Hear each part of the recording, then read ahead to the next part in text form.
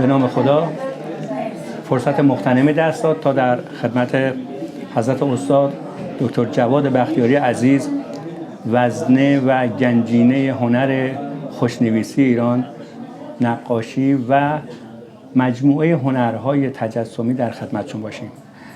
پیشاپیش سپاسگزاری میکنم از حضور ایشون در گالری و نگارخانه مسعود رها که بر ما منت گذاشتن، قدم رنجه کردن و تشریف آوردن به بهانه نمایشگاه آثار جناب اکبر روشنخواه. میخواستم از این فرصت استفاده کنم و نظرات حضرت استاد را در ارتباط با وضعیت فعلی هنر در ایران از ایشون بپرسیم و چه کنیم که با توجه به شرایط جدید امروزه بتونیم دوستان، عزیزان، نونهالان و جوانها رو دوباره مجذوب به هنر اصیل ایرانی کرده باشیم. استاد در خدمت شما هستیم. اولا خیلی از شما سپاسگزارم بابت این مدیریت این مجموعه کار فرهنگی، چه نمایشگاه چه در گالری، و آرزوی موفقیت بیشتر برای شما دارم. این داستان چند وجهیه، یعنی چندین عامل توی این ماجرا مؤثره برای تحول در حوزه هنرهای تجسمی. حداقل یا سازمان دولتی باید فعال بشن در وهله اول، بخش خصوصی باید خیلی قوت بگیره، انگیزه داشته باشه، سازمان‌های هنری، NGO هایی که کار فرهنگی انجام و هنری انجام میدن باید فعالتر بشن. این مجموعه باید به سامان و هماهنگ باشن، همپوشانی کنن تا اتفاقی بیفته. در جوامع پیشرفته فرهنگی یا حالا اقتصادی اجتماعی عمدتاً بخش خصوصی قدرت بیشتری داره و ذائقه خرید نزد بخش خصوصیه. انگیزه دارن، مارکت قوی داره، خرید فروش آثار هنری خیلی رونق داره و به عنوان کالای اقتصادی ارزش افزوده هر ساله داره هر اثر هنری، که در اینجا به دلایل مختلفی این اتفاق نمیفته.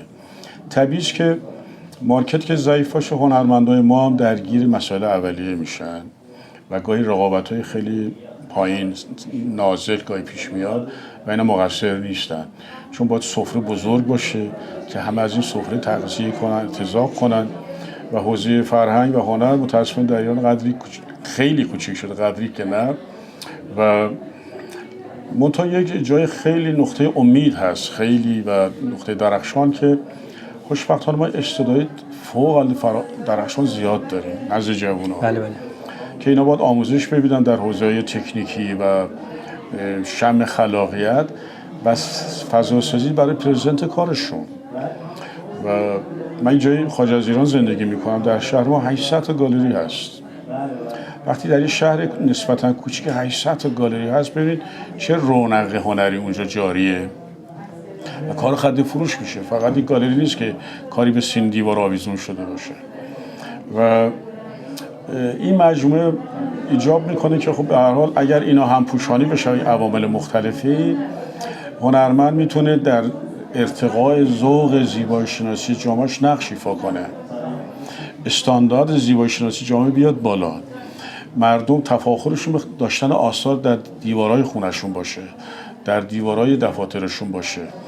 الان فرهنگ کف غلبه داره در ایران، یعنی هر یک کسی خونه تهیه میکنه، کف خونه‌ش رو اقسام و انواع مختلف، اونم هنرم به شکلی، ولی درستش اینه که فضیلت فرهنگی هویتی ما به کاری که سینه دیوارمون آویزونه باشه، آثار هنری که از مال جوانای خودمون، هنرمندای خوبمون، و ما این ذره طولانی در پیش داریم که این فرهنگ کف تبدیل بشه به فرهنگ دیوار.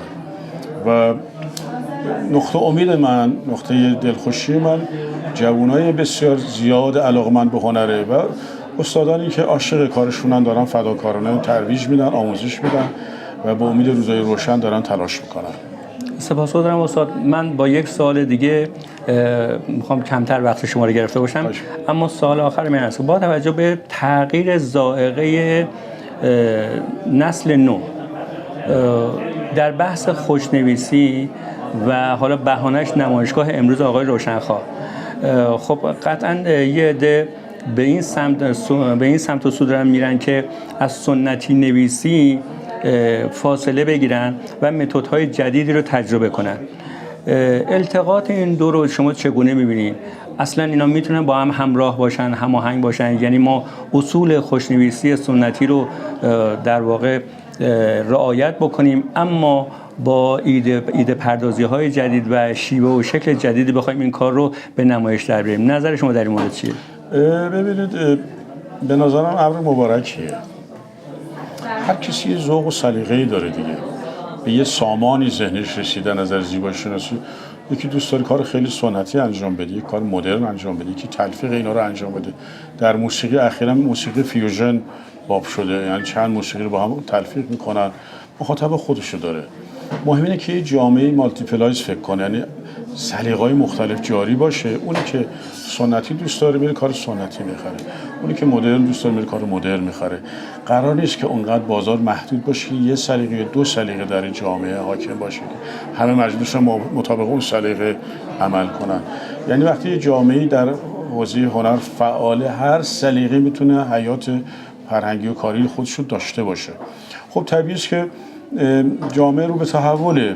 یه نفر میاد از یک عنصر سنتی استفاده میکنه، در یک کار جدید تلفیقش میکنه. اول ممکنه بعضی نپسندن، ولی بعد از مدتی تبدیل به عادت، بعد یواشاش تبدیل به نیاز میشه. این پروسه تحول هنر در این 2-3 هزار سال همینو گفته که یه امر نسبتاً جدیدی اتفاق میفته، بعد تبدیل به عادت میشه، بعد خودش چند سال بعد تبدیل به سنت میشه. یعنی اون کار میره در پرونده و آرشیو سنتی ها. چون هی جامعه در حال تحول، مخصوصا این دوره‌ای که در دوره عصر دیجیتال هستیم و اینترنت و اینا، که سرعت تحولات بسیار زیاد و سلیقه‌ها دوامشون کوتاه مدته، این تنوع نیاز داره. تنوع طلبی هم ذات ما هم شده، یعنی یه کاری بیشتر از یک هفته بر نمیتابیم در علاقه‌مندی. و من استقبال میکنم از کاری که به هر حال کوشش‌هایی باشه در تلفیق سنت و مدرن یا کلا مدرن باشه، ذوق آزمایی کنه هنرمند. آقای روشن‌خواه کوششو داره انجام میده و دستش هم در نکنه، با سلیقه هم هست، داره کوشش میکنه و حالا باید بیشتر نمایشگاه بذاره، کارش بیشتر دیده بشه و مخاطب خودش رو با آثارش بیشتر آشنا کنه. که طبیعیه که مثلا خب افراد مثل جناب دوستان میان یه نقدی هم ممکنه داشته باشن، یه گوشی از کارو اگه این رنگ بهتر بود یا این ترکیب بندی شاید بهتر می بود، کار یه ذره یه دست‌تر باشه، یه کاراکتر داشته باشن کارا، طبیعیه که خب نتیجه مطلوب‌تری پیدا میکنه. ولی با انرژی که داره و انگیزه‌ای که داره، یقین دارم روشن‌خواه خیلی موفق خواهد شد.